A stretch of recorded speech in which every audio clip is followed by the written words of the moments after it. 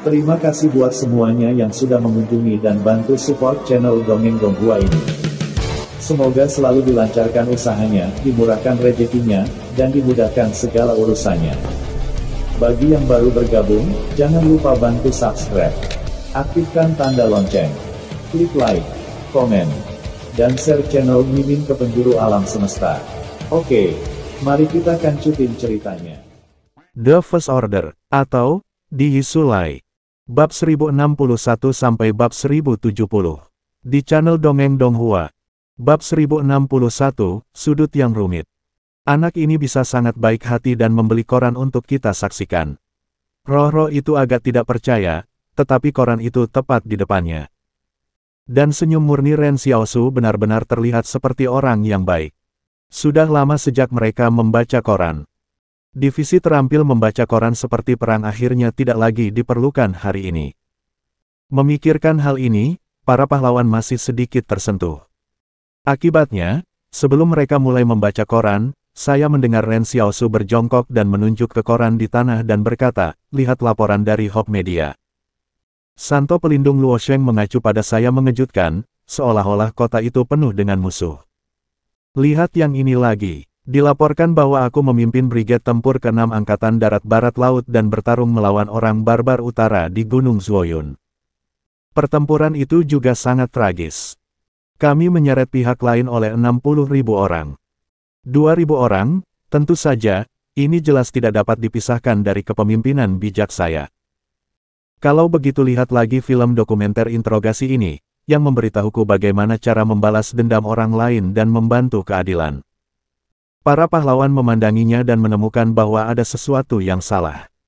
Mereka melihat masing-masing surat kabar itu sama sekali tidak hari ini, tetapi dari sejumlah surat kabar yang telah disetel bersama selama beberapa hari. Dan apa kesamaan versi koran ini adalah bahwa ia sombong. Ren Xiaosu berkata sambil tersenyum, "Semua orang, jika Anda melihat koran-koran ini dengan hati-hati, Anda akan mengerti betapa andalnya saya. Saya harap Anda harus mendengarnya. Ini adil dan laporannya tidak akan salah. Jika Anda mengikuti saya seorang komandan bijaksana Angkatan Darat Northwest, dan saya akan memastikan bahwa Anda pergi keluar Northwest untuk memusnahkan organisasi sihir." Petik 2. Para pahlawan meludahkan, "Jangan katakan kamu bukan komandan Angkatan Darat Barat Laut, bahkan jika kamu sudah, tidak ingin membodohi kami menjadi tentara pribadimu. Wah, betapa tak tahu malu dan narsisismu mengumpulkan semua surat kabar yang menyombongkan dirimu. Kamu mati karena hati ini. Cepat kirimkan korannya hari ini." Ren Xiaosu menyesalkan, mengapa para pahlawan ini begitu sulit untuk diculik. Sejujurnya, dia melihat bahwa begitu banyak pahlawan memang sangat tergoda. Ada terlalu banyak dari mereka. Dengan kelompok pahlawan ini, apa yang tidak bisa dilakukan? Organisasi penyihir macam apa yang sedang menunggu untuk menyerang kubu? Saya takut bahwa saya akan bisa mendorong lawan. Apa konsep lebih dari 200.000 posisi senapan mesin seluler yang tidak dapat dibunuh? Jangan bicara tentang penyihir, Anda tidak bisa melakukannya bahkan jika peri datang. Namun, Ren Xiaosu menghadapi kelompok pahlawan ini, pesona kepribadiannya memang tidak cukup untuk meyakinkan pihak lain. Jika itu adalah seorang prajurit dari Brigade Tempur ke-6, saya khawatir dia sudah lama pergi dengan Ren Xiaosu. Tetapi intinya adalah bahwa kelompok pahlawan ini belum bertempur berdampingan dengan Ren Xiaosu, jadi tidak ada dasar untuk kepercayaan ini. Lupakan, aku tidak bisa memaksamu. Ren Xiaosu menghela nafas, "Apakah kamu ingin membaca koran hari ini?" Para pahlawan berteriak, "Jangan bicara omong kosong, anakmu, serahkan korannya." "Oke," kata Ren Xiaosu dan mengeluarkan koran hari ini, lalu merobeknya menjadi 2, meninggalkan setengah, dan mengambil setengah. Dia merobek koran secara horizontal, sehingga arwah hanya bisa melihat setengah dari setiap berita. "Kamu harus kembali kepadaku karena kurangnya kebajikan." Berbaring.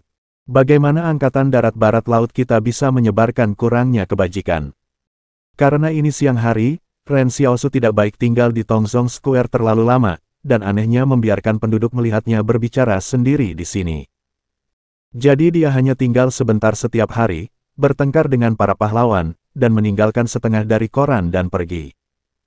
Para pahlawan tidak bisa berkata-kata, meskipun setiap orang hidup sehari di mana mereka dapat melihat koran setiap hari, lebih baik tidak membaca apa-apa.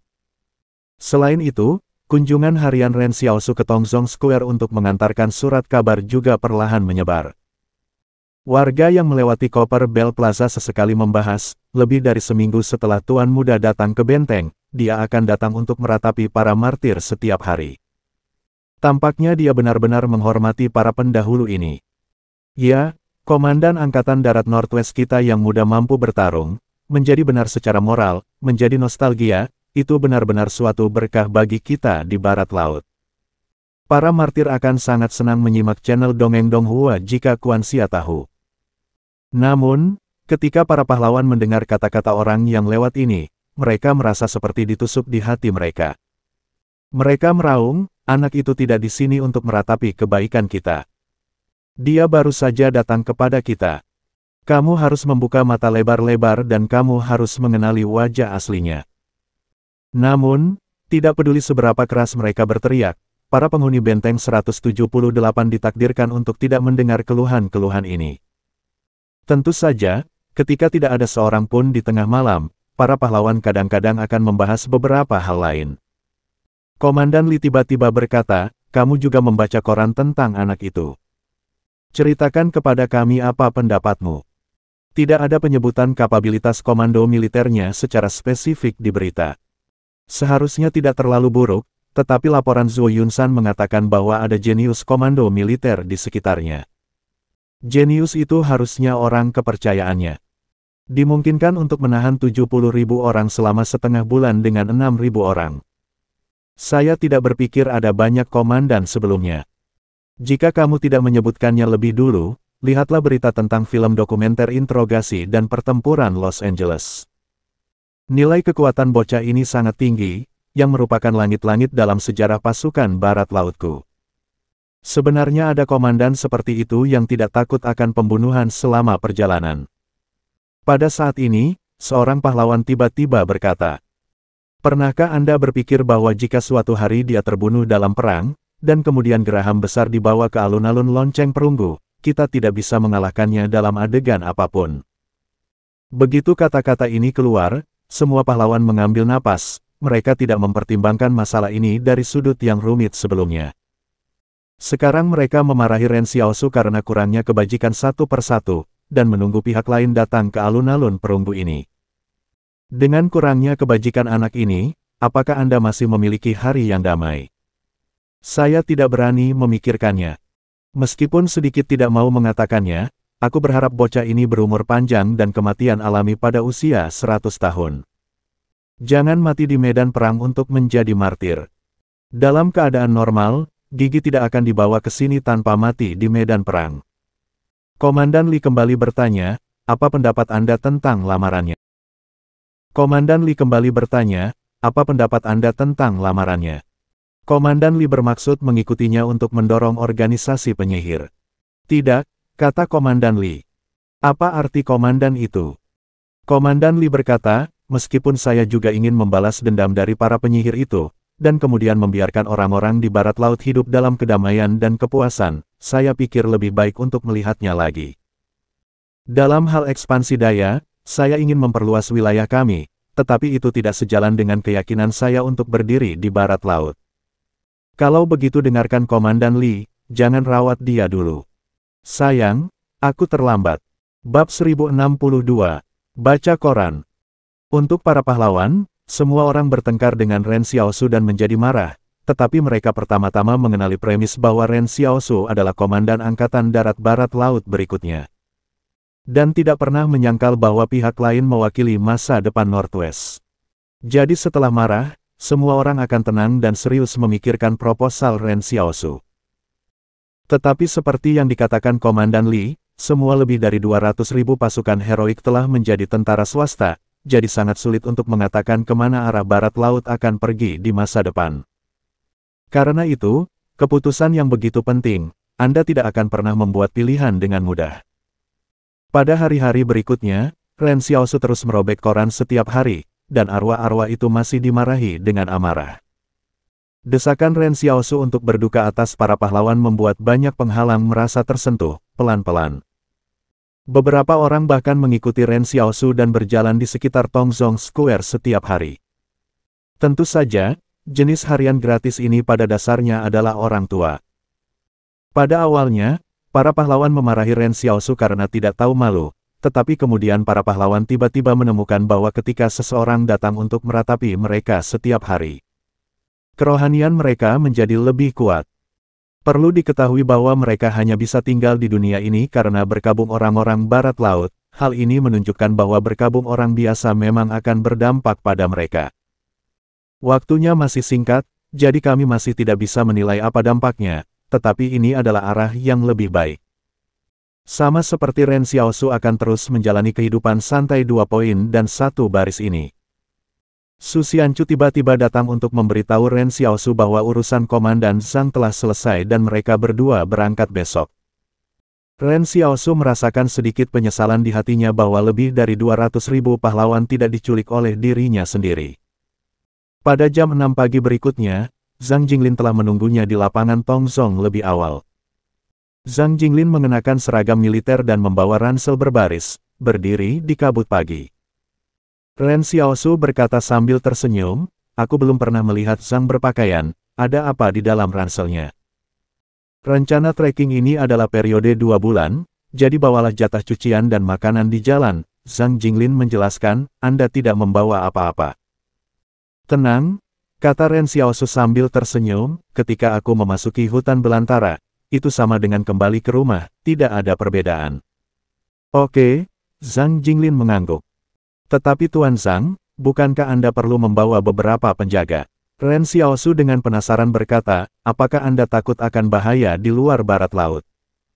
Zhang Jinglin dengan tenang berkata, "Saya tidak perlu takut jika Anda, penghancur penghalang, ada di sisi Anda." Juga, kata Ren Xiaosu. Keduanya berangkat dari Tongzhong Square, dan tidak ada yang melihatnya, dan tidak ada yang menyaksikannya. Hanya Ren Xiaosu yang tahu bahwa lebih dari 200.000 pahlawan menatap mereka dengan penuh semangat dan menyaksikan mereka pergi. "Benar," kata Zhang Jinglin, "saya mendengar bahwa Anda di sini setiap hari untuk meratap para perintis Angkatan Darat Barat Laut. Mengapa?"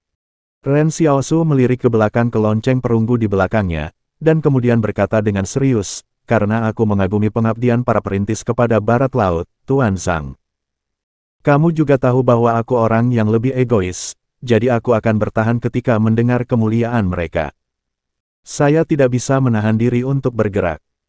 Sejak saat ini saya datang untuk berbicara dengan mereka setiap hari, seolah-olah mereka memberkati saya di samping saya, mereka sangat memuaskan dan memiliki rasa aman." Petik 2. Zhang Jinglin membeku sesaat. Dia tidak berharap Ren Xiaosu menjadi jawaban seperti itu. Dalam kesannya, Ren Xiaosu tampaknya tidak menjadi orang yang tersentuh oleh perbuatan mulia. Tapi dia pikir ini adalah hal yang baik sejak bermain Ren Xiaosu kali ini kembali ke barat laut, dia selalu bisa mengejutkannya. Zhang Jinglin berkata sambil tersenyum, "Aku punya hati." Namun, sementara Zhang Jinglin merasa sangat lega, seluruh lapangan dipenuhi dengan suara yang tidak bisa didengar orang biasa. Anak ini berkata bahwa di depan kita, wajahnya tidak akan merah. Tak tahu malu. Zhang Jinglin, buka matamu dan lihat, anak ini sama sekali bukan hal yang baik. Perut yang buruk." Pada saat ini, para pahlawan tiba-tiba merasa seperti mereka telah mendengar pendongeng itu menceritakan sebuah kisah sebelumnya. Sebagai contoh, semua orang menyimak channel Dongeng Donghua mendengar sebuah kisah di mana seorang pengkhianat yang berpura-pura menjadi menteri yang setia ingin membunuh Zhong Liang. Para pendengar semua tahu bahwa produk ini adalah orang jahat, tetapi protagonisnya tapi saya tidak tahu, jadi pendengar tidak bisa menunggu untuk terjun ke dalam cerita itu. Memperingatkan protagonis untuk melihat pengkhianat ini. Ketika Zhang Jinglin dan Ren Xiaosu semakin jauh, para pahlawan perlahan-lahan putus asa. "Jika Anda dipanggil ke kuil heroik oleh anak ini, tidakkah Anda bisa mengalahkannya secara fisik?" "Jika saya bisa, saya akan menerima panggilannya." "Aku juga." Matahari terbit dari timur, dan sinar matahari membara melintasi barat laut. Ketika matahari terbenam di malam hari, matahari sore menetapkan lonceng perunggu menjadi penampilan emas, seperti bulu-bulu emas yang menutupi tanah. Pada jam 7 malam, seorang bocah lelaki berusia 13 tahun tiba-tiba membawa koran ke alun-alun, dan kemudian menemukan tempat untuk duduk dan membaca surat kabar kata demi kata. Pada tanggal 28 Mei pasukan konsorsium Wang menerobos blokade garis pertahanan utara Zhou, dan hanya butuh 2 jam untuk berhasil memenangkan penghalang 71 yang ditinggalkan oleh Zhou. Tentara kelompok Wang berbaris ke selatan lagi pada pukul 5 sore. Diharapkan untuk tiba di penghalang 73 besok. Reformasi sistem di barat laut menghadirkan pemandangan yang makmur. Orang-orang di masa lalu enggan membawa cangkul untuk menanam tanah, tetapi sekarang bukit tandus ada di Baoshan, dan semua orang hidup dan bekerja. Para pahlawan merasa aneh di bawah bel perunggu. Mengapa anak lelaki kecil ini tiba-tiba berlari ke alun-alun untuk membaca koran? Apa situasinya?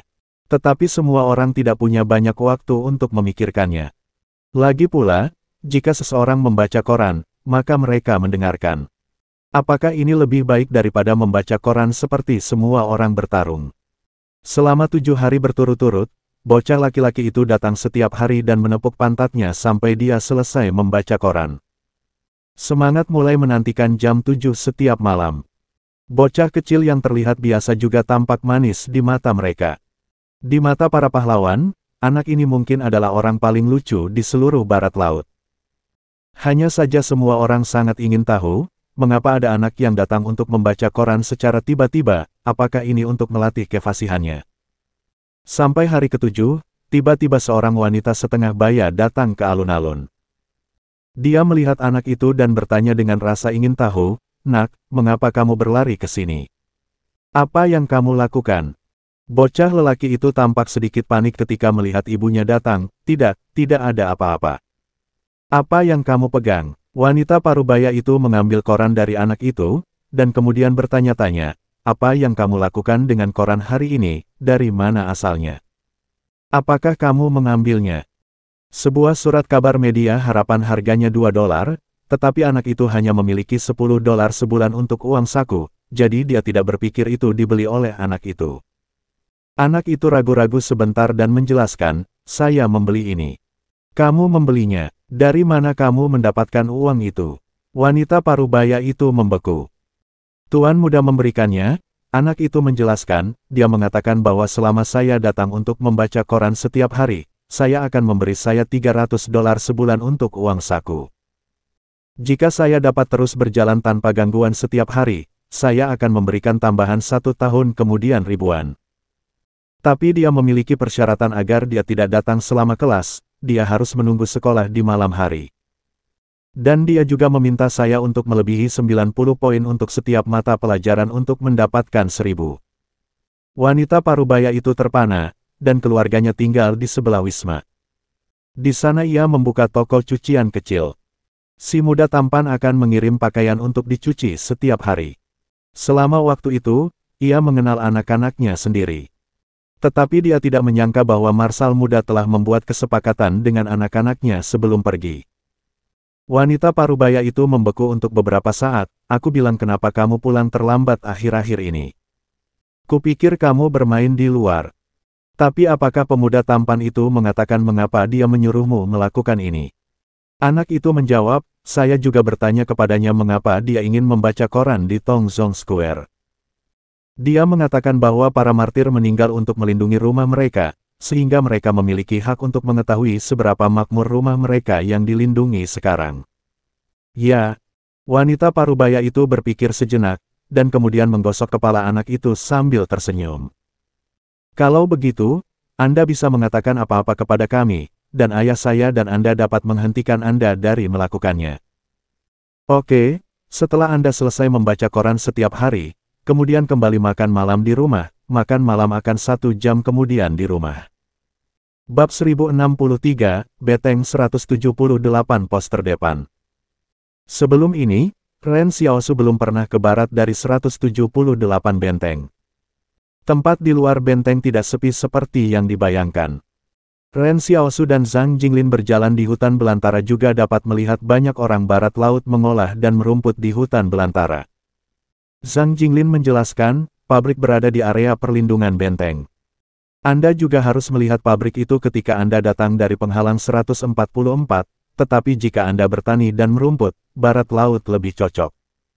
Kehadiran pos terdepan tidak hanya di muka. Beritahu benteng untuk bersiap berperang, dan juga berjuang untuk waktu evakuasi bagi orang-orang yang terlibat dalam produksi ini. Ren Xiaosu mengangguk tanpa suara. Benteng 178 memiliki lingkungan khusus. Ada beberapa tempat di mana ia dapat mengolah dan merumput, dan ia harus memanfaatkannya sepenuhnya. Dia tiba-tiba bertanya, kapan orang yang menggantikan komandan harus berjalan melalui pos untuk menetapkan aturan. Sudah lama sekali, kata Zhang Jinglin dengan tenang, pos itu sangat pahit. Beberapa tentara tinggal di sana selama bertahun-tahun. Mereka terpapar matahari di musim panas, jalan-jalan membeku di musim dingin dan sumber dayanya langka. Mungkin ada 5 atau 6 pos penting lagi.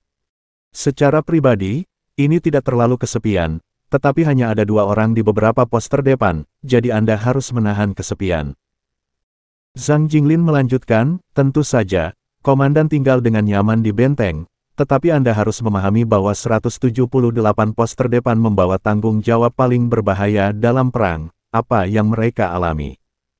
Sama seperti saya membiarkan Anda ke dalam pisau tajam. Untuk alasan yang sama, hanya ketika Anda telah pergi ke tempat paling berbahaya Anda dapat memahami apa arti setiap keputusan Anda.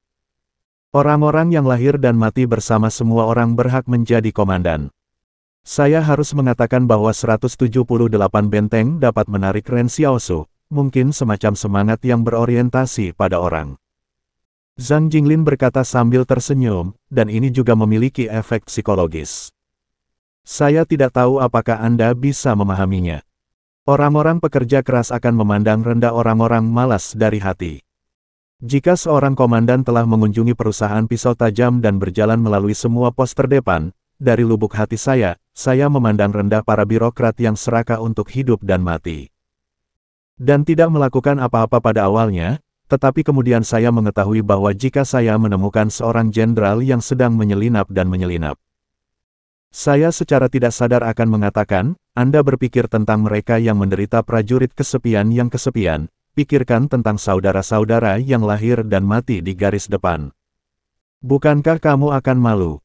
Secara umum, ini untuk membuat komandan benteng memahami apa tanggung jawab seorang komandan, kata Zhang Jinglin.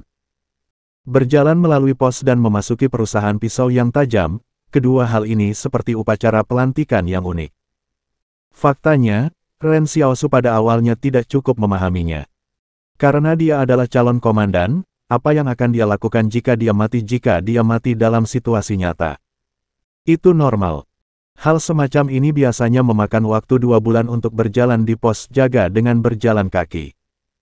Komandan baru masih perlu ditemani oleh komandan lama. Bukankah takut ada sesuatu yang salah selama waktu yang lama ini? Tetapi sekarang dia tiba-tiba menyadari bahwa konvensi benteng itu adalah memilih seseorang dari jalan yang paling sulit, dan kemudian membawa nasib seluruh barat laut. Di jalan pengungsian Daxing 2.0 di barat laut, Dahuyu memberitahu Ren Xiaosu tentang waktunya di pos. Dahuyu mengatakan bahwa ketika dia berada di pos, dia tidak tinggal di pos setiap hari setelah bangun, tetapi pergi untuk berpatroli dengan senjata. Di musim dingin, seseorang berjalan di jalan gunung dengan pistol di punggungnya. Sebelum subuh, dia berangkat. Ketika kembali ke pos pada malam hari, hari sudah gelap. Hidung beringus akan membeku di wajah, dan semut tipis akan terbentuk di sepatu, dan pipinya merah dan beku. Jangan berani terlalu dekat dengan api unggun ketika memanggang api di pos pada malam hari, karena tiba-tiba pemanasan akan membuat Anda kembung. Di jalan patroli, satu-satunya kesempatan baginya untuk berkomunikasi dengan dunia luar adalah berjalan menaiki bukit bernama Tiger Ridge pada jam 12 siang dan melambaikan tangannya ke penjaga bukit lain. Rute patroli kedua belah pihak tidak tumpang tindih, dan lokasi terdekat adalah 2 bukit. Semua orang menyimak channel Dongeng Donghua dan tiba di puncak gunung pada siang hari setiap hari pada siang hari, dan kemudian melambaikan tangan mereka untuk melanjutkan di jalur patroli mereka. Terlepas dari angin, hujan, atau salju, kedua penjaga harus bergegas ke puncak gunung pada jam 12 siang.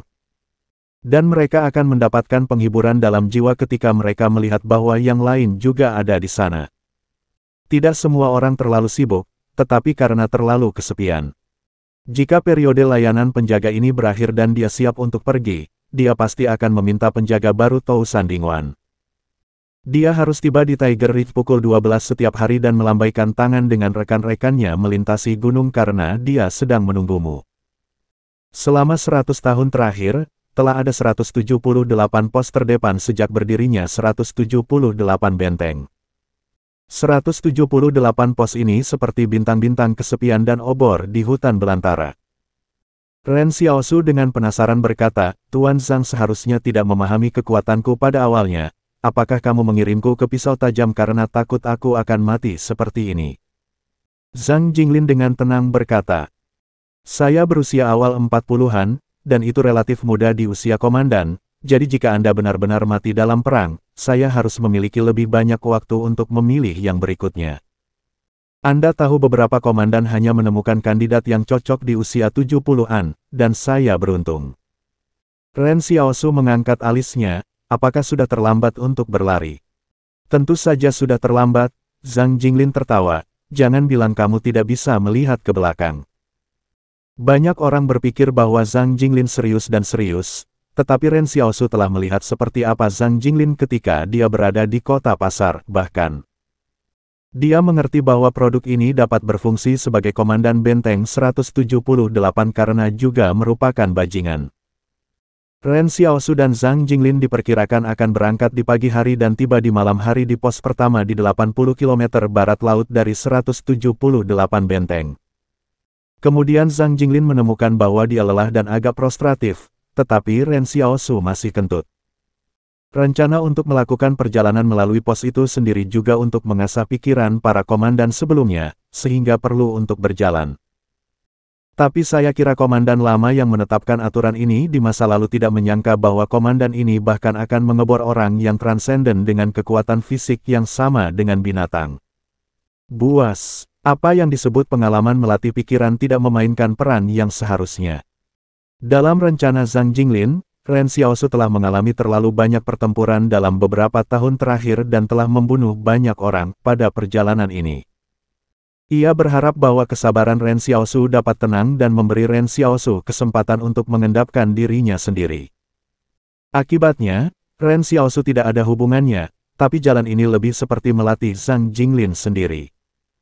Sore harinya, Zhang Jinglin melihat Ren Xiaosu yang antusias akhirnya tidak tahan, bawalah batu. Ren Xiaosu membeku sejenak, tidak ada aturan seperti itu sebelumnya. Sekarang, kata Zhang Jinglin dengan serius. Bab 1064, Gembala, Bagian 1. Kamu jelas melihat bahwa aku terlalu santai dan tidak seimbang dalam hatiku, kata Ren Xiaosu dengan wajah hitam. Bagaimana kamu bisa begitu berhati-hati dengan Komandan Angkatan Darat Northwest? Tentu saja Zhang Jinglin berkata, ini tidak hati-hati. Karena ini adalah latihan trekking untuk mengasah komandan berikutnya, adalah wajar untuk membiarkan Anda merasakan betapa sulitnya di sini. Anda berpikir, penjaga di sini bukan orang yang hebat, seberapa keras mereka setiap hari, jika Anda tidak menambah berat badan pada diri sendiri, dapatkah Anda merasakannya dalam-dalam? Petik 2. Zhang Jinglin melanjutkan, jika Anda tidak merasa dalam, bagaimana Anda tahu betapa sulitnya penjaga di sini? Saya tidak meminta Anda kelebihan beban, biarkan Anda mengalami kehidupan orang-orang biasa lagi. Komandan adalah komandan, itu adalah seperangkat kebenaran. Ren Xiaosu cemberut, batu apa yang kau katakan? Berapa banyak yang bisa kamu tahan sekarang? Tanya Zhang Jinglin. 100 kati, Ren Xiaosu dengan ragu bertanya. Kamu mengatakan yang sebenarnya. Zhang Jinglin tidak memiliki udara yang baik. Aku belum mengujinya secara khusus, kata Ren Xiaosu, dan pergi ke pinggir jalan untuk menemukan sepotong batu ukuran melon musim dingin dan membawanya di bahunya. Apakah itu baik-baik saja? Tidak, kurasa itu tidak terlalu sulit untukmu. Zhang Jinglin mencari-cari untuk waktu yang lama, dan menemukan batu setinggi setengah cukup. Ren Xiaosu berjalan di sebelah batu, dan Zhang Jinglin tidak bisa membawa batu itu kembali sampai dia melihat dia sedang berjuang. Ini puas, oke, lanjutkan. Namun, Setelah berjalan selama 2 jam, Zhang Jinglin merasa lututnya tidak tahan lagi, dan menoleh untuk melihat Ren Xiaosu, dan tidak ada keringat di dahinya. Sekarang adalah musim awal musim panas, barat laut panas di siang hari dan dingin di malam hari. Ren Xiaosu membawa batu besar ketika matahari sepi sore ini. Jika dia benar-benar lelah, bagaimana mungkin dia tidak berkeringat? Zhang Jinglin dengan curiga berkata, apakah kamu tidak lelah? Ren Xiaosu berkata dengan kesakitan di wajahnya, lelah. Benarkah? Tanya Zhang Jinglin. Tentu saja itu benar, Ren Xiaosu berteriak, kamu mencoba membawa batu sebesar itu, kamu juga lelah. Zhang Jinglin berkata dengan emosi, jika tidak ada yang lain, akting benar-benar bagus. Di mana saya mengungkapkan barang-barang itu? Ren Xiaosu bertanya-tanya. Ketika kata-kata itu jatuh, dia melihat Zhang Jinglin langsung menekan bahu Ren Xiaosu dan melompat ke punggung Ren Xiaosu. Jadi pemandangan berubah. Ren Xiaosu membawa batu di punggungnya, dan Zhang Jinglin duduk santai di atas batu. Ren Xiaosu tidak senang, kamu adalah seorang komandan angkatan darat barat laut, mengapa kamu begitu malas? Ini perjalanan Anda, bukan perjalanan saya, kata Zhang Jinglin acuh tak acuh, saya cukup baik. Komandan terakhir saya mengatakan bahwa komandan lamanya sedang mengemudi ketika ia membawanya ke pos mobil. Ren Xiaosu berkata, di mana Anda lebih baik darinya? Saya pikir Anda mungkin juga mengemudi langsung. Zhang Jinglin melirik arlojinya, oke, ada lebih dari 1 jam tersisa sebelum waktu kedatangan yang diharapkan, cepatlah. Mereka berdua kembali di jalan dengan cara ini. Zhang Jinglin duduk di atas batu untuk menikmati pemandangan. Bukit di kejauhan bergulir, domba merumput ke bawah dan kadang-kadang melihat yak lewat.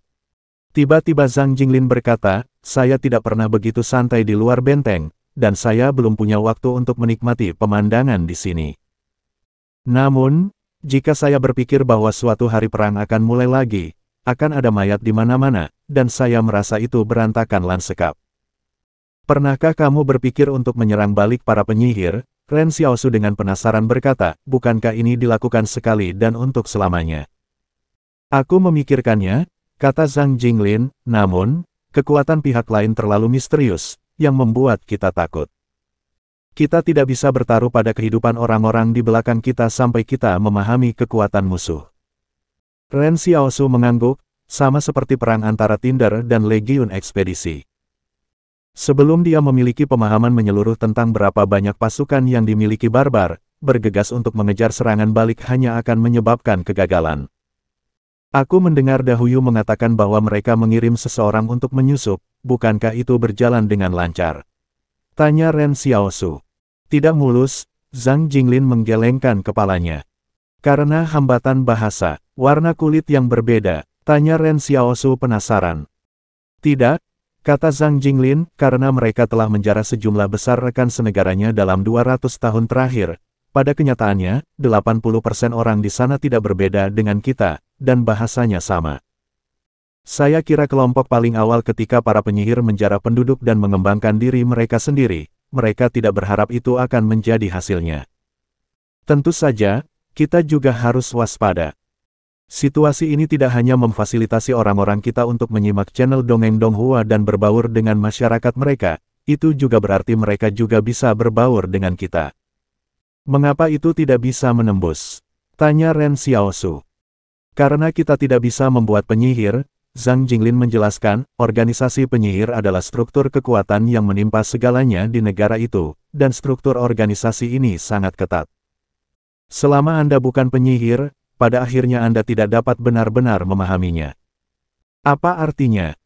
Kami tidak memiliki cara untuk mengetahui jumlah dan peringkat yang tepat dari para penyihir ini, atau dari mana kekuatan mereka berasal, dan bagaimana cara memeriksa dan menyeimbangkan. Lanjut Zhang Jinglin, mungkin ketika seorang penyihir benar-benar muncul pada orang-orang kami, jenis situasinya dapat berubah, tetapi kami tidak tahu bagaimana menjadi penyihir. Apakah tidak ada petunjuk untuk sumber kekuatan mereka? Apakah mereka sama terbangunnya seperti kita?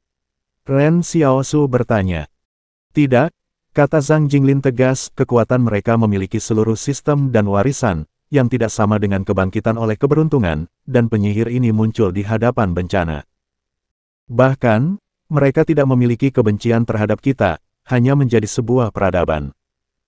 Pada saat kebangkitannya, ia harus memiliki eksklusivitas tertentu terhadap peradaban lain, dan masyarakat yang terus berkembang harus memiliki permintaan yang besar akan sumber daya. Kami percaya bahwa benteng akan bertempur dengan yang lain cepat atau lambat, karena tanah mereka tidak diperhitungkan. Kaya. Namun, pada saat ini, Ren Xiaosu tiba-tiba berbalik untuk melihat ke sisi bukit yang jauh. Zhang Jinglin bertanya, ada apa? Ren Xiaosu memandang kedua domba itu di lereng bukit dan berkata, saya selalu berpikir dua domba itu mengawasi kita.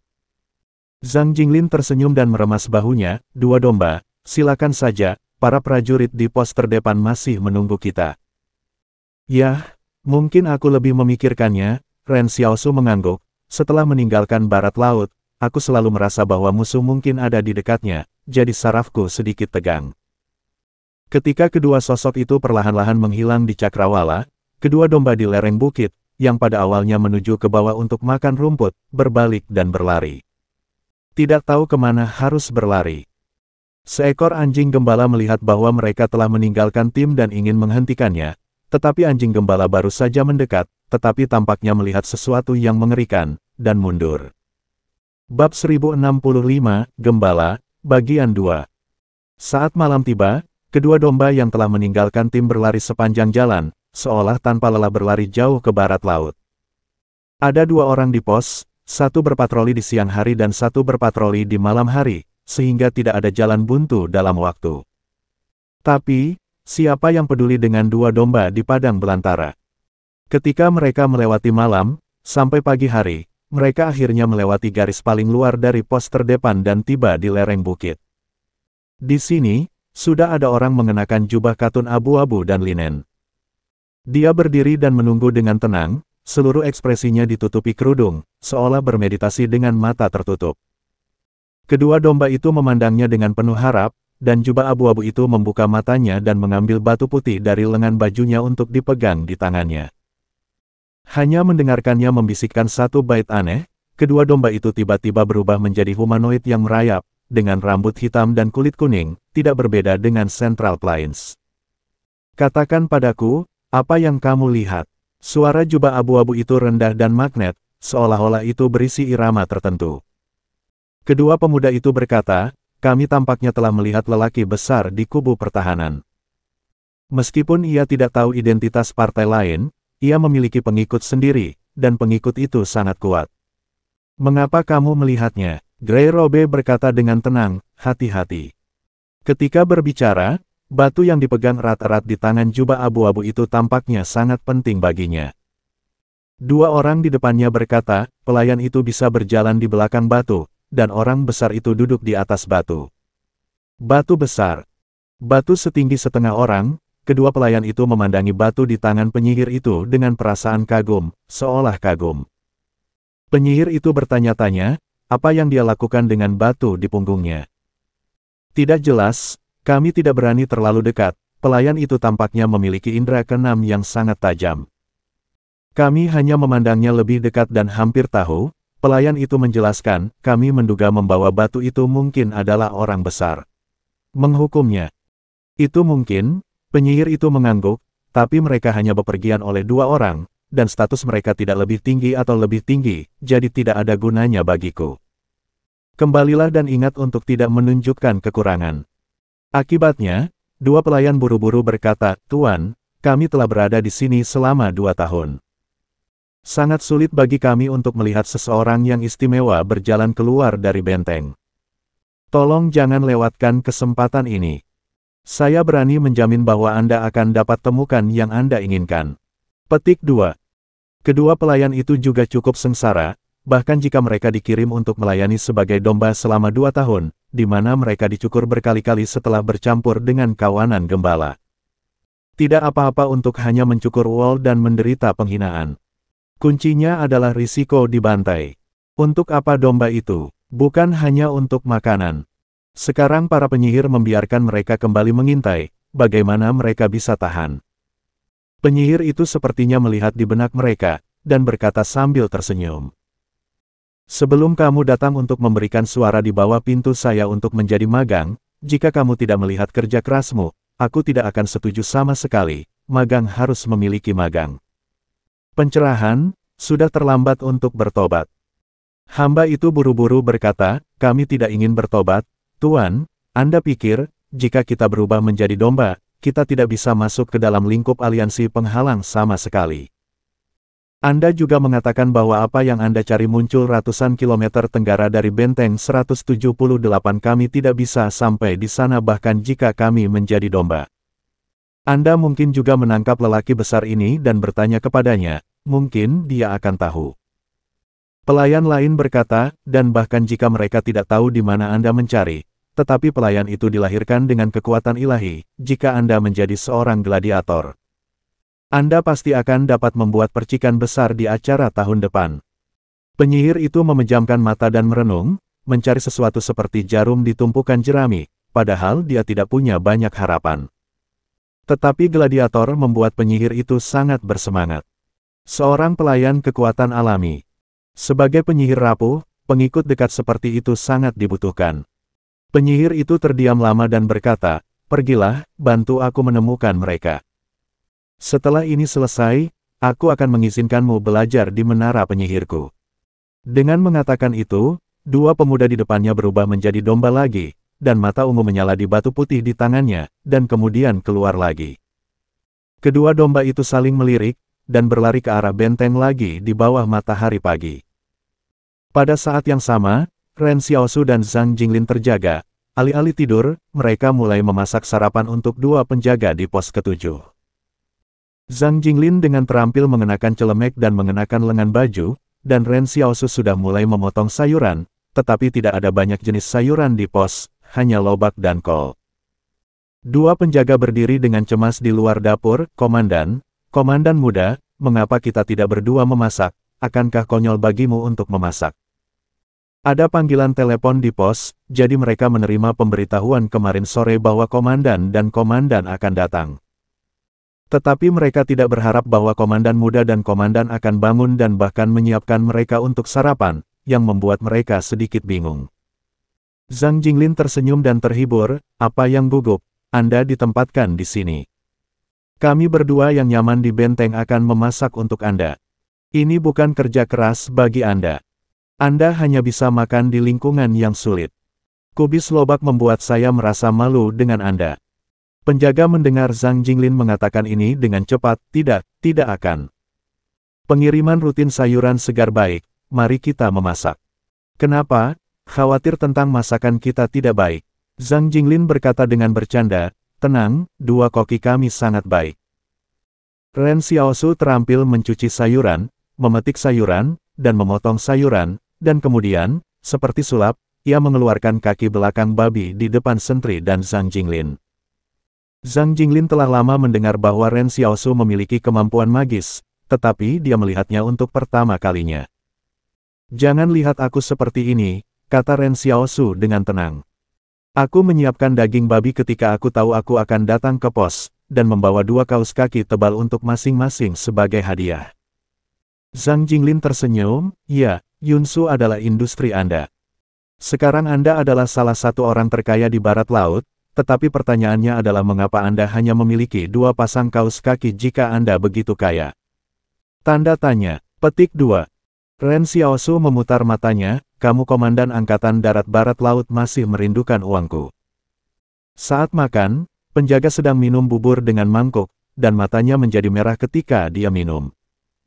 Ketika mereka melihat pemandangan Ren Xiaosu dan Zhang Jinglin, mereka dengan cepat menyeka air mata mereka. Komandan baik-baik saja kepada kami, Andalah yang datang untuk mengunjungi kami dan membuat kami sangat tersentuh. Para penjaga ini telah menjalani pelatihan yang paling ketat dan juga telah ditempatkan di lingkungan yang paling menuntut ini selama beberapa tahun, tetapi sebenarnya mereka juga orang-orang biasa. Dan mereka juga rentan ketika mereka rindu kampung halaman. Bab 1066, Spanduk Benteng 178. Di tempat pos terdepan itu, gunung itu berguling. Zhang Jinglin dan Ren Xiaosu mengikuti penjaga di sepanjang jalur patroli, berdiri di puncak gunung dan tiba-tiba merasa luar biasa. Penjaga itu berkata kepada keduanya, Komandan, Komandan muda, saya akan mengirim Anda ke sini. Anda akan mengikuti jalan pegunungan yang saya tunjukkan sejauh 30 km, yaitu pos berikutnya. Zhang Jinglin dan Ren Xiaosu berjabatan tangan dengan penjaga itu masing-masing. Ini kerja keras. Penjaga itu tersenyum, tidak sulit. Zhang Jinglin menepuk pundak penjaga muda itu, bagaimana mungkin itu tidak sulit. Setelah berbicara, mereka berpisah satu sama lain. Menuruni bukit, Zhang Jinglin berkata dengan penuh emosi kepada Ren Xiaosu, jika kondisinya memungkinkan, saya bahkan ingin tinggal bersama mereka selama beberapa hari lagi. Tahukah Anda bahwa setiap pos di sini dilengkapi dengan saluran telepon untuk menghubungi kantor pusat benteng? Pada awalnya para prajurit di pos terdepan selalu terlalu kesepian untuk menelepon kembali. Bahkan jika domba kehilangan hal semacam ini, mereka harus melaporkannya. Pagi hari, domba hilang, dan pada sore hari, domba ditemukan kembali. Ren Xiaosu tidak bisa menahan tangisnya. Beberapa pos besar di sini memelihara beberapa sapi dan domba. Dia tahu ini, hanya saja ternak dan domba ini tidak bisa disembelih, dan itu juga dianggap sebagai milik umum benteng. Tentara paling banyak minum susu kambing. Zhang Jinglin melanjutkan, meskipun ini dapat menghilangkan kesepian para prajurit, itu tidak bisa begitu biasa dalam menghadapi perang. Jika seseorang menduduki garis itu, pada akhirnya akan menyebabkan informasi dikirimkan pada waktu yang tepat, tetapi itu adalah masalah. Jadi saya kemudian meminta mereka untuk tidak bertarung seperti ini. Telepon. Kemudian benteng menetapkan bahwa jika tidak ada permusuhan, setiap pos hanya dapat menelepon kembali ke benteng untuk waktu yang tetap dalam seminggu. Para prajurit di pos menunggu hari ini setiap hari, dan kemudian bergiliran menelepon kembali. Ada operator yang bertanggung jawab atas pos di benteng. Ada pria dan wanita di operator. Bagi mereka, jika mereka bertemu dengan operator wanita, itu adalah kekayaan besar, tetapi tidak masalah jika mereka bertemu pria. Mereka masih bisa mengobrol selama 1 jam. Ren Xiaosu mendengarkan dengan diam-diam. Selama waktu ini, dia mendengar Dahuyu mengatakan banyak tentang jabatan itu, dan Zhang Jinglin banyak bicara. Tapi perasaan yang paling dalam adalah kesepian dari prajurit penjaga ini. Tiba-tiba melihat ke belakang, Ren Xiaosu tiba-tiba melihat bahwa penjaga yang menyuruh mereka pergi masih berdiri di puncak gunung untuk memberi hormat. Dan tubuh lurus orang lain itu seperti tiang bendera. Mereka semua adalah bendera militer dari benteng saya. Selama mereka masih di sini, wilayah barat laut ini adalah milik benteng kami, kata Zhang Jinglin. Apakah Anda menggunakan waktu terbaik dalam hidup untuk bendera militer yang dimasukkan di barat laut, kata Ren Xiaosu. Zhang Jinglin menghela nafas, mereka semua adalah anak muda yang hebat. Jika bukan untuk melindungi rumah di belakang mereka, siapa yang mau pergi ke tempat seperti itu? Dengan mengatakan itu, Zhang Jinglin dan Ren Xiaosu membalas hormat satu sama lain, dan kemudian berbalik untuk melanjutkan. Ren Xiaosu tiba-tiba berkata, rencanaku Daxing Northwest 3.0 sepertinya agak tidak mengerti, tapi aku belum mengetahuinya, jadi aku akan memberitahumu. Oke, kata Zhang Jinglin sambil tersenyum, versi Anda 1.0 dan 2.0 sudah cukup luar biasa, dan saya menantikan versi Anda 3.0. Pemandangan di barat laut berbeda dari Central Plains, hanya karena setiap inci tanah di sini memancarkan rasa yang luas dan tinggi. Kadang-kadang awan gelap melayang di langit, awan gelap masih jauh di menit pertama, dan itu melayang ke atas kepala di saat berikutnya. Tapi di awan gelap, sebenarnya ada seberkas cahaya besar yang menembus ke bawah, dan seberkas cahaya menembus awan gelap, yang tampak seperti lubang besar bocor dari langit. Kadang-kadang, di malam hari, awan merah seperti api di langit seperti lukisan minyak yang megah, dan warnanya memabukkan. Pemandangan aneh ini sulit dilihat di Central Plains. Pada saat ini, Ren Xiaosu belum menembus ke hutan belantara, sehingga kadang-kadang mereka bisa melihat kawanan-kawanan dilepaskan oleh para gembala. Dan mereka juga bisa melihat para gembala mengendarai kuda bergegas melewati dari kejauhan. Ren Xiaosu berkata, Dahuyu mengatakan kepada saya bahwa ada cerita di Angkatan Darat Barat Laut sebelumnya bahwa ada seorang penjaga yang tidak makan di musim dingin, dan salju tertutup untuk gunung. Sehingga persediaan tidak dapat diangkut, jadi dia hanya bisa berjalan lebih dari 40 km untuk menemukan rumah tangga. Rumah gembala perlu digigit untuk dimakan. Akibatnya, gadis kecil dalam keluarga gembala sangat menyukai penjaga dan mengatakan bahwa dia harus menikahinya sebelum memberikan makanan. Akhirnya, tidak ada cara bagi penjaga untuk mengikuti. Sudut mulut Zhang Jinglin naik sedikit, dan dia seharusnya mendengar cerita itu. Segera setelah Ren Xiaosu berkata, lalu Dahou Yu mengambil inisiatif untuk menjadi penjaga setelah mendengar cerita ini. Akibatnya, ketika dia tiba di pos, dia menemukan bahwa para gembala semuanya laki-laki dan keluarga mereka berada di benteng. Kisah itu menipu. Zhang Jinglin tertawa dengan tawa, itu adalah cerita bahwa komandan tua membodohi semua orang untuk menjadi penjaga sebelum mereka menyusunnya. Ini sangat kurang dalam kebajikan. Ren Xiaosu juga tersenyum. Namun, Dahou Yu kemudian mengatakan bahwa dia benar-benar menyesali 5 tahun sebagai penjaga, tetapi jika dia tidak memiliki 5 tahun ini, dia akan menyesal seumur hidupnya. Pada saat ini, Ren Xiaosu melihat sekawanan domba, dia mencari-cari sesuatu. Zhang Jinglin bertanya, apa yang kamu cari? Cari 2 domba yang saya lihat kemarin, kata Ren Xiaosu. Saya tidak melihat mereka mengikuti lagi kemarin, tetapi saya selalu berpikir mereka memiliki masalah. Hanya saja Ren Xiaosu tidak memiliki banyak petunjuk setelah mencari waktu yang lama. Alasan utama adalah bahwa ada ratusan domba di lereng rumput, dan penampilan domba-domba itu serupa, sehingga sulit untuk diidentifikasi. Ren Xiaosu mengambil batu besar lagi, dan Zhang Jinglin duduk kembali di atas batu dengan lengan dan kakinya, dan mengagumi pemandangan yang indah. Setelah mereka menghilang setelah membalik sebuah bukit kecil, 2 domba dalam kawanan tiba-tiba memisahkan diri dari kawanan dan mengejar ke arah keberangkatan mereka. Kedua domba itu saling memandang, dan jantung berdebar-debar. Baru saja Xiao Xiao mencari mereka dengan tatapan seperti pisau, yang membuat mereka ketakutan, tetapi mereka tidak bisa mengetahuinya, apakah persepsi pelayan ini sangat tajam. Kedua domba berlari sepanjang jalan untuk terus melacak, belum lagi kaki pendeknya, mereka berlari cukup cepat. Namun, ketika mereka membalik bukit di mana Ren Xiaosu pergi, mereka langsung melihat Ren Xiaosu menatap mereka sambil tersenyum. Bukankah itu tidak terduga? Terkejut atau tidak, Ren Xiaosu tersenyum bahagia. Kedua domba itu terkejut, mereka segera menundukkan kepala mereka untuk makan rumput. Setelah makan beberapa gigitan, mereka mengangkat kepala dan membuat 2 suara lagi. Mereka tampak murni dan polos. Tapi Ren Xiaosu tidak peduli tentang ini, dia berjalan ke depan dan meraih kaki seekor domba, berjuang keras, tetapi tidak peduli bagaimana dia berjuang, dia tidak bisa membebaskan diri. Domba-domba lain berbalik dan lari. Melihat situasinya buruk, Ren Xiaosu tidak pergi untuk menangkapnya, tetapi tersenyum kepada domba yang ditangkap, menangkap diri sendiri.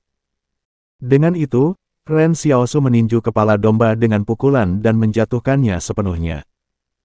Sebelum domba jatuh koma, berdoalah dengan kesadaran yang tersisa bahwa Anda tidak boleh berada di dalam panci ketika Anda bangun.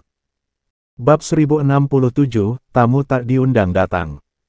Ren Xiaosu berjalan menuju pos dengan membawa seekor domba di jalan, dan berkata kepada Zhang Jinglin di jalan, lihat, aku berkata 2 domba ini aneh.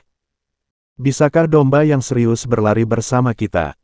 Bisakah domba berjalan dengan kita berjalan dengan serius? Petik 2.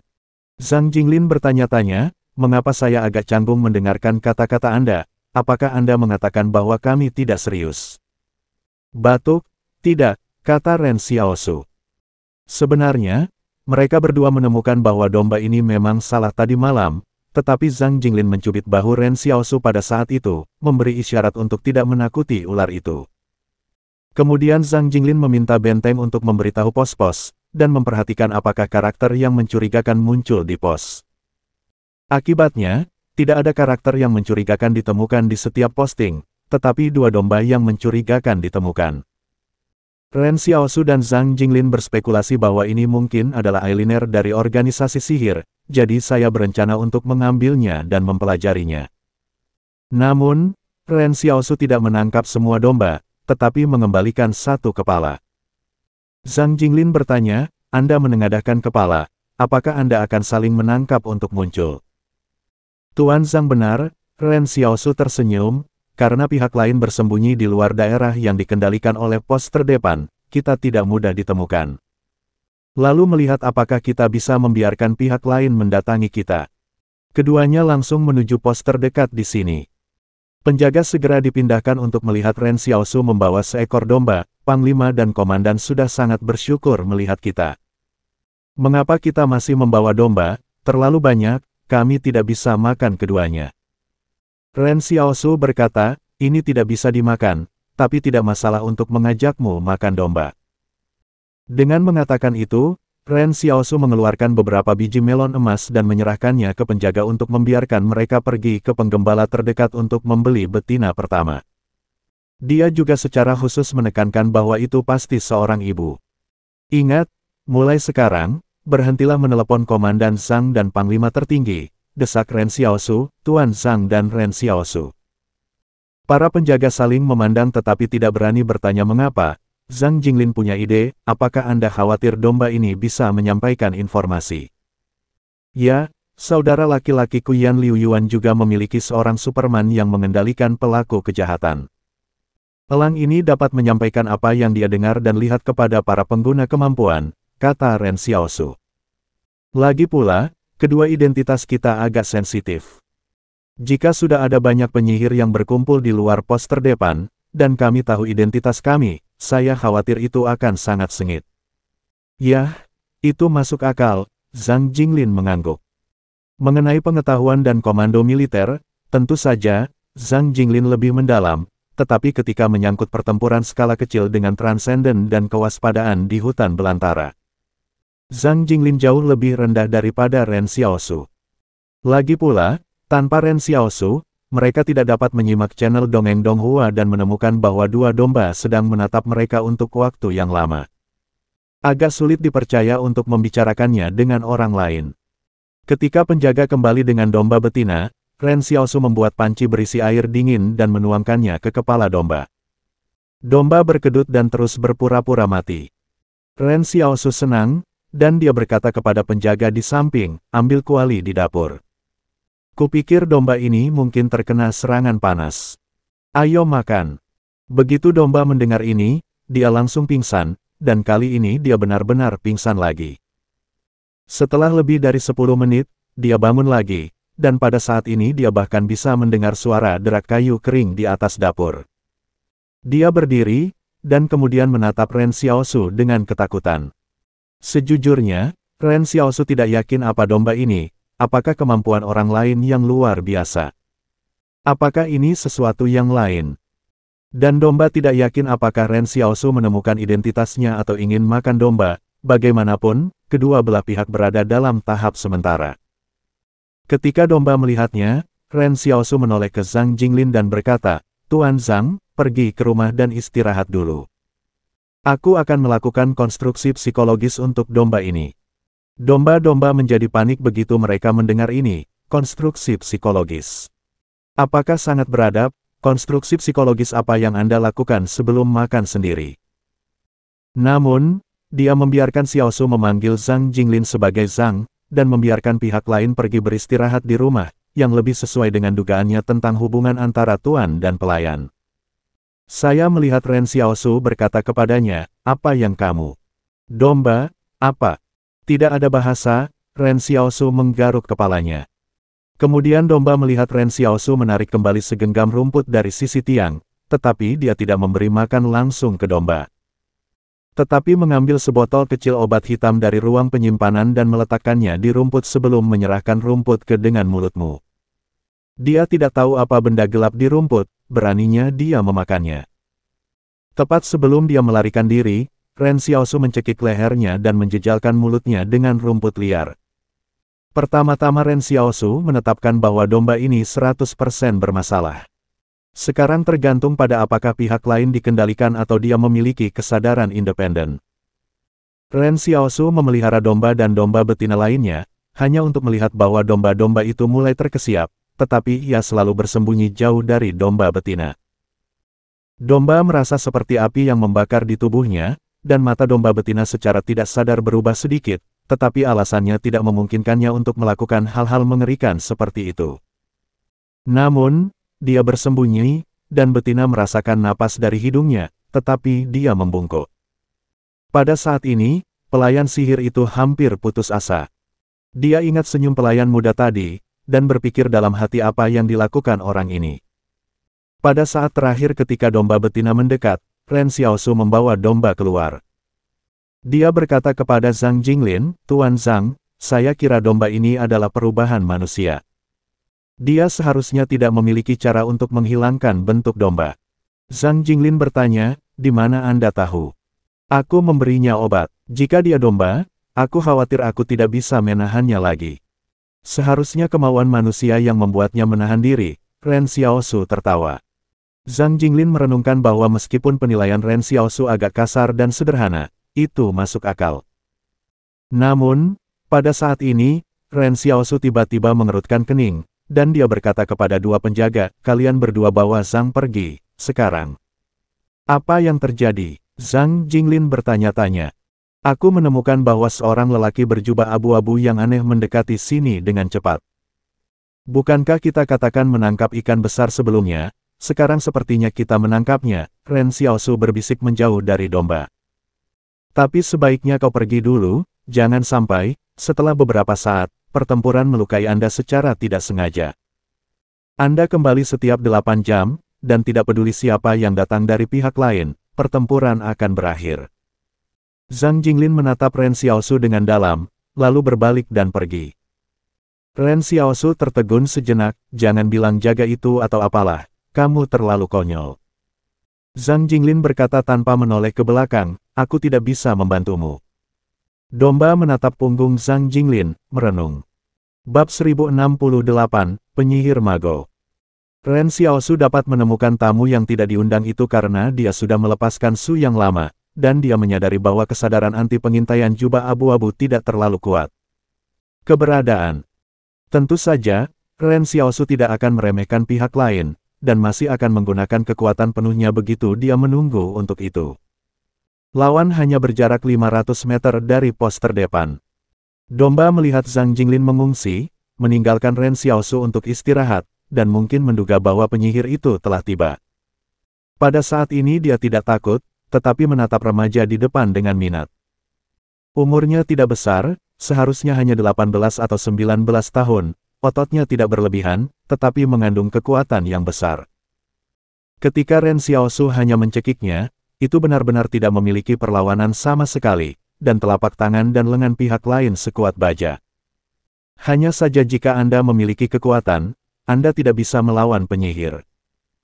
178 benteng dan negara penyihir sekarang saling tidak tahu satu sama lain. Jika penyihir dan murid ini tahu tentang keberadaan Ren Xiaosu, mereka mungkin tidak begitu tenang saat ini. Tentu saja, magang domba sekarang lebih khawatir tentang pertanyaan, kapan efek obat ini akan ditarik. Satu orang dan satu domba berdiri dengan tenang di depan pos, di bukit tempat pos itu. Ren Xiaosu telah melihat sosok abu-abu mendekat dengan cepat. Dalam pengamatan Lao Su, lawan tidak mengandalkan kekuatan fisik untuk menyelesaikan gerakan cepat, tetapi mengandalkan beberapa kekuatan aneh untuk mengurangi berat badannya.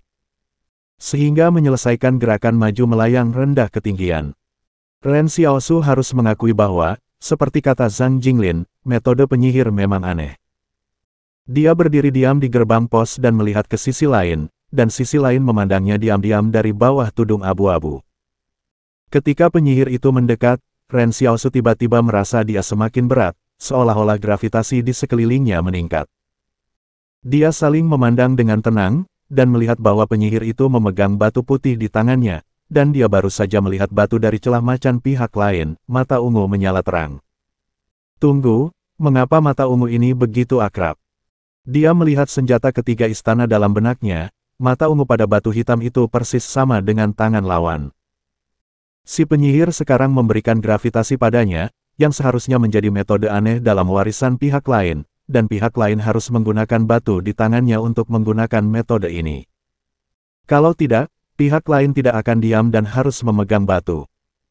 Hanya sesaat usaha, Ren Xiaosu menemukan beberapa hal. Tidak heran senjata ketiga akan menjadi batu. Dia masih berpikir, bagaimana batu dapat dianggap sebagai senjata, apakah itu digunakan untuk menghancurkan orang dengan senjata tersembunyi. Sekarang dia menyadari bahwa batu ini adalah senjata penyihir. Kemudian petunjuk yang relevan juga muncul, dan batu terampil di mesin penjual otomatis istana juga harus berhubungan dengan penyihir.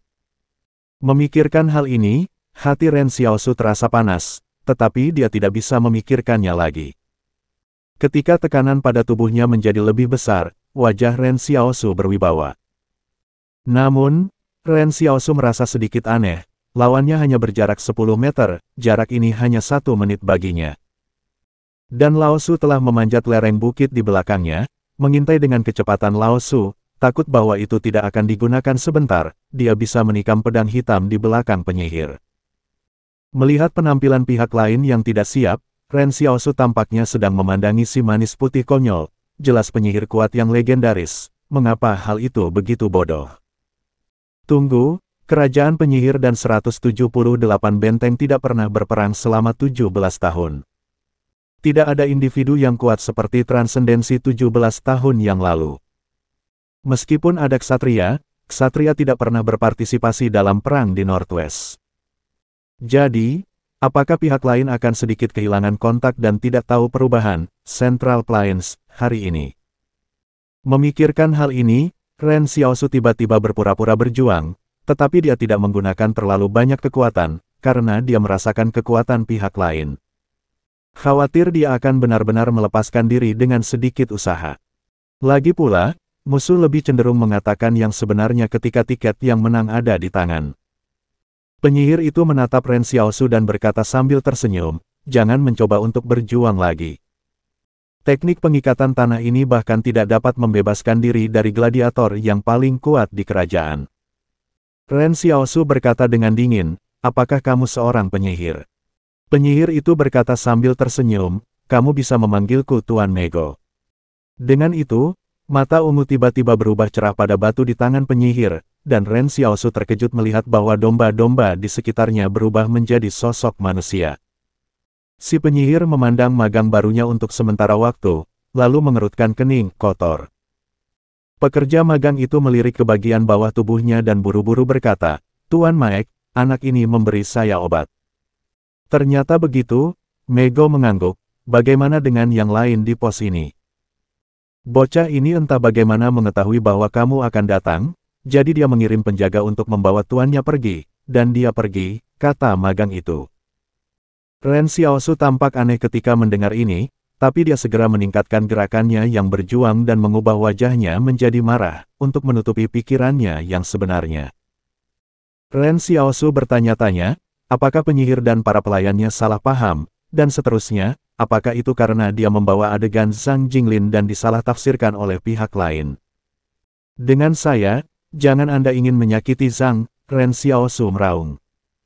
Mendengarkan saja Mego tersenyum dan berkata, kamu setia dan jujur, tetapi tuanmu tidak membawamu, apakah kamu meninggalkanmu? Ren Xiaosu berkata, apa yang kamu tahu, melindunginya adalah tugasku. Pada saat ini, jangkauan perjuangan Ren Xiaosu tampak terlalu besar. Teknik pengikatan bumi yang tidak terlihat meledak dari udara tipis. Ren Xiaosu dengan cepat pulih, dan kemudian diam-diam berpikir bahwa teknik pengikatan bumi yang dihembuskan oleh penyihir ini tampaknya tidak terlalu bagus. Melihat itu, ekspresi Mei Ge menyipit, dan dia segera mengambil restu dari mantra yang ditingkatkan batu itu. Ketika Ren Xiaosu tidak bisa bergerak perlahan, dia akhirnya lega. Daripada marah, Mego memiliki minat yang sangat kuat pada Ren Xiaosu, bahkan teknik pengikatan bumi hampir bebas, bahkan lebih kuat daripada gladiator paling kuat di kerajaan. Ren Xiaosu tidak lagi bertarung, tetapi berkata dengan wajah dingin, Diao Dao Xiaoji, apakah kamu berani melepaskan belenggu ini dan bertarung denganku? Pikiran sederhana, Mei Ge terkekeh. Bagaimana kalau kesepakatan antara kau dan aku? Kesepakatan apa? Jika Anda adalah pelayan saya tidak akan membunuh tuan masa lalu Anda, dan itu akan menjadi akun untuk Anda, bagaimana? Mega bertanya. Tentu saja Anda juga tidak bisa setuju, tetapi saya yakin tuan Anda belum pergi. Terlalu jauh, saya hanya perlu setengah jam untuk mendapatkan hatinya kembali untuk Anda lihat. Bab 1069. Transaksi.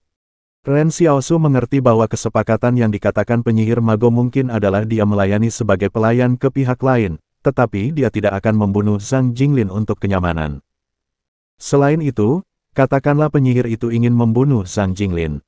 Saya khawatir itu terlalu banyak. Mungkin pihak lain tidak pernah bertempur melawan benteng 178 untuk waktu yang lama. Level. Baru saja pihak lain mengatakan bahwa kekuatannya lebih kuat daripada gladiator dari seluruh negara penyihir. Maka dia mungkin memperkirakan bahwa kualitas fisik terkuat dari negara penyihir itu mungkin seperti T4, yang jauh dari Central Plains. Tentu saja, ini tidak menyalahkan pihak lain. Munculnya transendensi adalah apa yang terjadi dalam dekade ini. Transendensi awal Zhou Qi dan Wang Chong yang masih sangat sedikit, sehingga normal jika informasi pihak lain tertinggal. Penyihir mago mengatakan bahwa Ren Xiaosu tidak berbicara, dan berkata sambil tersenyum, karena kamu adalah pelayannya yang setia, kamu harus menggunakan hidupmu sebagai ganti nyawanya, kan? Ren Xiaosu mencibir, kamu mencoba membunuhnya untuk melihat apakah kamu bisa melewatiku. Dengan mengatakan itu, Ren Xiaosu berjuang keras lagi, tapi tidak peduli seberapa keras dia berusaha, dia tidak bisa melepaskan diri dari teknik terikat bumi yang dipegang oleh penyihir mago. Hanya dalam 1 menit, Ren Xiaosu berkeringat sehingga dia akhirnya menyerah. Lagi pula, bertindak terlalu realistis benar-benar melelahkan. Melihat bahwa Ren Xiaosu tidak bisa lagi membebaskan diri, sang penyihir mega berkata sambil tersenyum, bagaimana kekuatan tubuh bersaing dengan kekuatan roh. Aku akan memberimu 10 detik, jika kamu masih tidak setuju untuk menjadi pelayanku, maka aku akan membunuh tuanmu. Petik 2. Ren Xiaosu menatap Mei Ge dengan terengah-engah, jangan bunuh dia. Mengapa? Kesepakatan kita disimpulkan.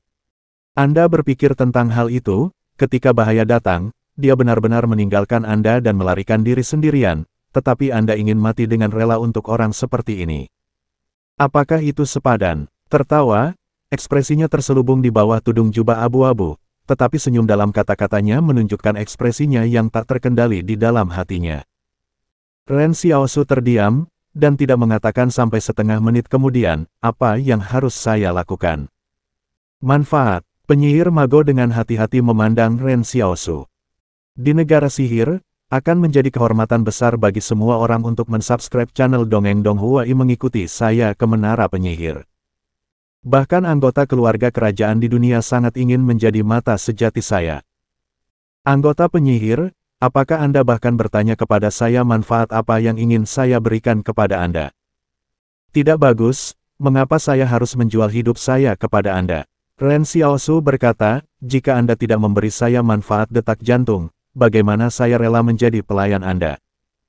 Mei Ge memandang wajah Ren Xiaosu yang keras kepala, tetapi dia semakin ingin menjadikan pesta lain sebagai pelayannya sendiri. Loyalitas, setelah pemuda ini bisa menyerahkan hidupnya dan mati, kesetiaan tidak perlu mempertanyakan apapun. Jika dia bisa membuat pihak lain bahagia dan yakin, maka pemuda ini akan menjadi jimat terakhirnya di masa depan. Kemampuan, bocah lelaki ini terlahir dengan kekuatan ilahi, mampu bersaing dengan gladiator yang paling kuat di negara penyihir, dan layak untuk berinvestasi di dalamnya. Saya tidak tahu mengapa, semakin buruk sikap Ren Xiaosu terhadapnya, semakin dia merasa gatal. Ini mungkin inferioritas yang umum bagi umat manusia, semakin sedikit yang bisa Anda dapatkan, semakin banyak yang Anda inginkan. Mei Ge berpikir sejenak dan tiba-tiba berkata, aku bisa memberimu 100 mata emas setiap bulan, dan kamu juga bisa menjadi satu-satunya pendamping gratis menara penyihirku. Di negara penyihir, perawatan yang kamu nikmati akan sama dengan pangeran itu setara. Ketika penyihir mago mengatakan ini, domba di samping membelalakkan matanya. Dia memandang mago dan kemudian Ren Xiaosu, tetapi dia tidak bisa mengerti bagaimana hasilnya. Ini telah menjadi remaja yang tertawan. Dia melampaui dia dalam satu gerakan. Ren Xiaosu tertegun sejenak, dan pengikut itu tampaknya memiliki peringkat yang lebih tinggi daripada pelayan itu. Selain itu, di negara penyihir, status penyihir juga tinggi, dapatkah kerabat bahkan setara dengan sang pangeran? Tapi sekali lagi, Ren Xiaosu bertanya-tanya apakah dia telah menembus organisasi sihir. Meskipun masih mustahil untuk menentukan organisasi seperti apa yang disebut mata visi sejati itu, tetapi tetap tinggal di sisi Mego ini setiap hari selalu dapat menemukan beberapa petunjuk. Apakah tidak dahulu mengatakan bahwa penetrasi sangat sulit? Sangat mudah untuk menuangkan diri Anda di sini. Ren Xiaosu tidak bisa membantu tetapi berpikir tentang apakah pekerjaan dahulu terlalu di tempat. Ren Xiaosu berkata kepada Mei Ge, "Oke, aku bersedia menjadi pengikut pribadimu, tapi aku punya syarat sekarang." Sang penyihir, Mago tertawa, "Kondisi apa yang Anda katakan? Jika Anda mengubah produk ini menjadi domba lagi, saya pikir dia masih domba dan terlihat sedikit lebih baik," kata Ren Xiaosu. "Sepman, apa hubungannya ini dengan Laozi, bukan?" Tetapi sebelum dia bisa mengatakan apa-apa, saya melihat bahwa mata ungu di atas batu di tangan penyihir Mego telah bersinar, dan lelaki domba itu kembali menjadi domba. Ren Xiaosu berkata, "Saya masih memiliki kondisi." "Katamu?" Penyihir Mego tersenyum. "Aku sangat lapar sekarang. Jika kamu memasak untukku, aku akan menjadi pengikut pribadimu," kata Ren Xiaosu. Penyihir Mago menggelengkan kepalanya dan berkata, "Kesabaran saya juga terbatas. Anda hanya ingin membantu waktu tunda tuan Anda." Setelah mengatakan itu, ia mengangkat si domba-domba, lalu mengambil sepasang belenggu hitam dari lengan bajunya dan melemparkannya ke si domba-domba. "Pergi," borgol pergelangan tangannya. Setelah selesai berbicara, dia tersenyum pada Ren Xiaosu, "Saya sudah lama tahu bahwa Anda tidak akan bersedia menjadi kerabat, tetapi itu tidak masalah. Anda tidak tahu apa-apa tentang kekuatan penyihir sekarang. Setelah Anda melihat kekuatan penyihir, secara alami, itu akan diyakinkan oleh kekuatan transendental ini. Tentu saja, ada juga kebutuhan untuk niat baik selama periode tersebut." Ren Xiaosu diam-diam menyimak channel Dongeng Donghua dan menyaksikan orang-orang domba menempatkan diri mereka di belenggu. Belenggu ini tidak berbeda dengan borgol di dataran tengah, tetapi bahannya tampak berbeda. Namun, tidak peduli apa bahan dari belenggu, asalkan memiliki lubang kunci, Ren Xiaosu akan dapat membukanya, karena ia memiliki robot nano.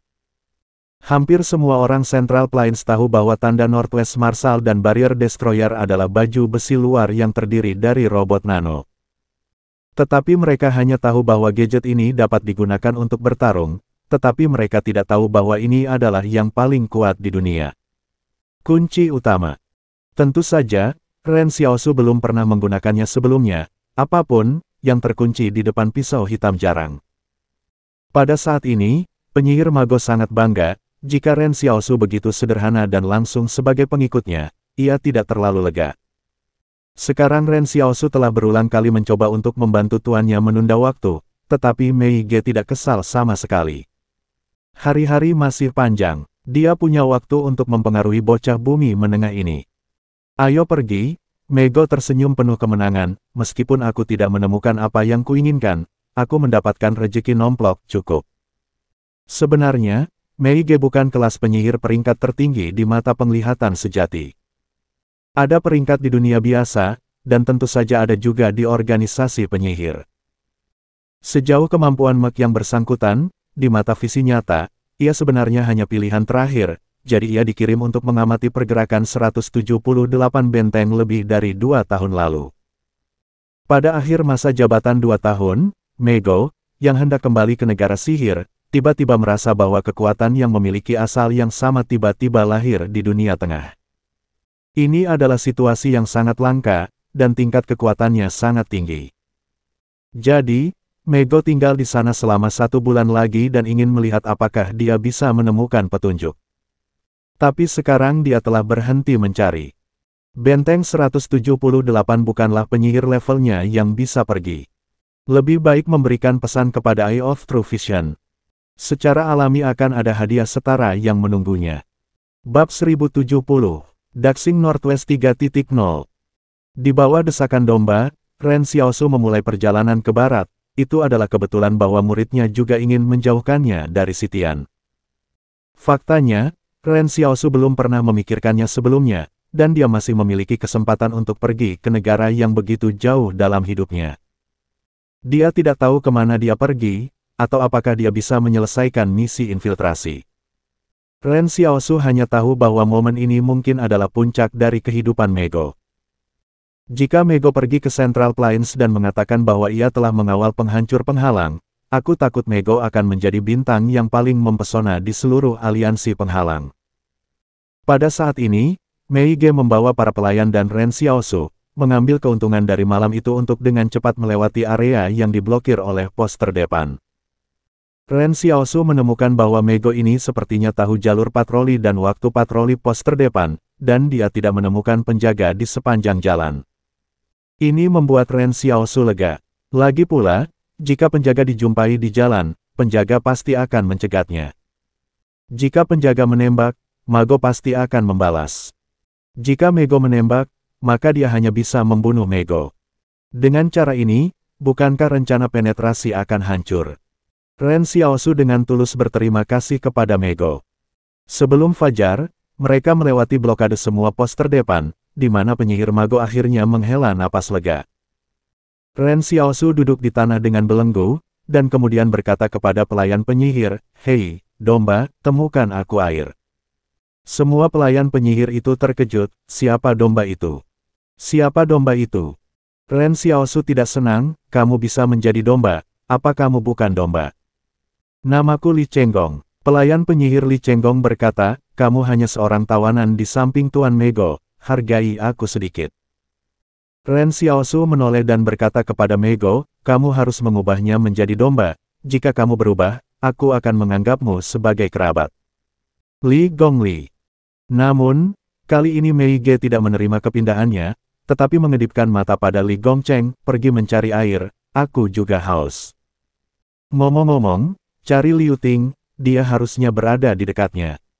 Liu Ting, seorang domba yang melarikan diri, tidak membawanya untuk menangkap Ren Xiaosu karena kebutuhan untuk kemajuan yang cepat.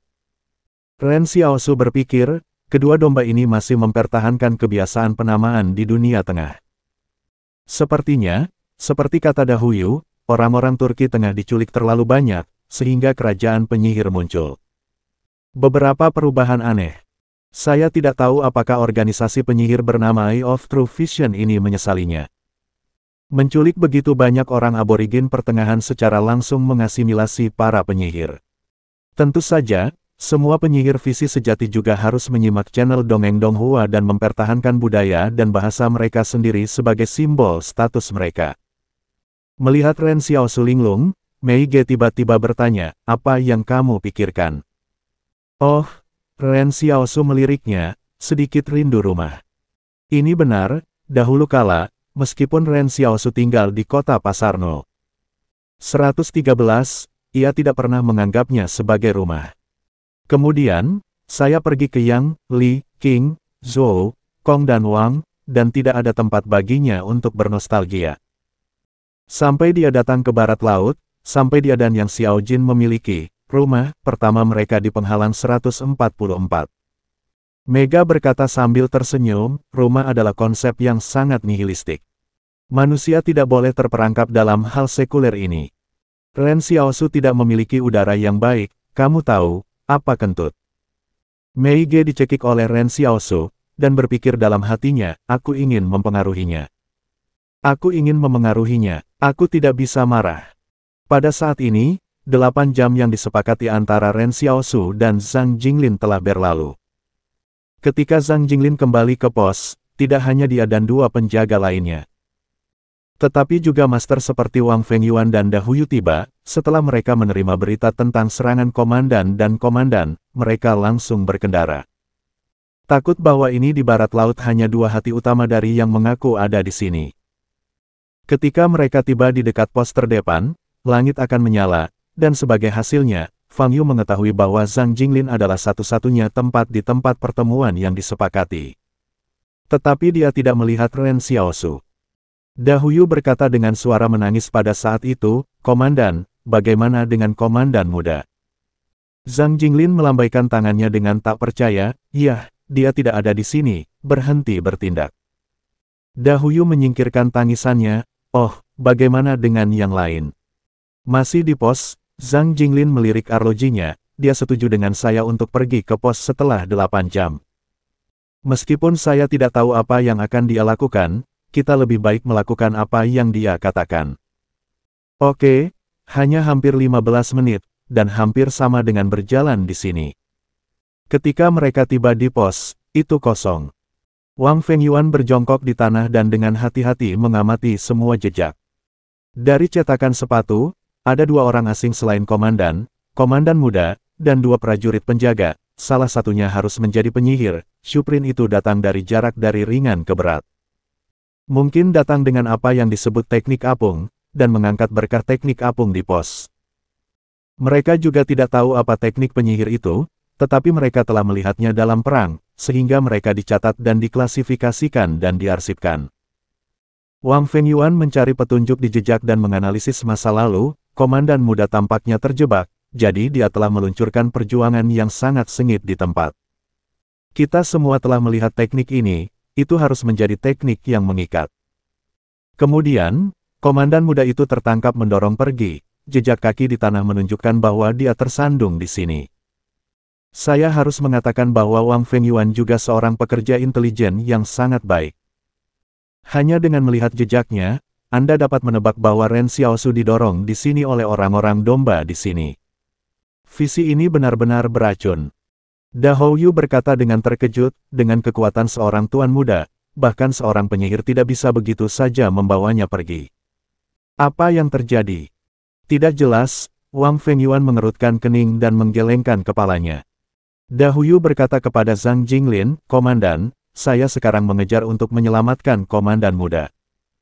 Penyihir ini tampaknya bertindak sendiri, dan dia tidak boleh diizinkan untuk mengambil komandan muda." Akibatnya, Wang Fengyuan, yang berjongkok di tanah untuk mencari petunjuk, tiba-tiba berteriak, "Anda datang untuk melihat." Ketika tuan muda pergi, ia menulis nomor di tanah dengan kakinya. Zhang Jinglin dan Da Houyu terkejut melihat bahwa benar-benar ada angka 3 dalam perjalanan menuruni gunung. Ini adalah pesan yang ingin disampaikan oleh Marsal muda kepada kita, tetapi saya tidak bisa mengatakan sejenak apa yang angka ini wakili, kata Wang Fengyuan. Pada saat ini, Wang Fengyuan benar-benar mendengar Zhang Jinglin tertawa. "Komandan, apa yang kamu tertawakan?" "Aku tahu apa arti angka ini," kata Zhang Jinglin. Da Houyu bertanya, "Apa maksudmu?" Zhang Jinglin mengingat apa yang dikatakan Ren Xiaosu kepadanya, dan kemudian berkata kepada Wang Fengyuan dan Da Houyu, "Proyek Daxing Northwest 3.0 telah dimulai." Dan, cerita pun bersambung.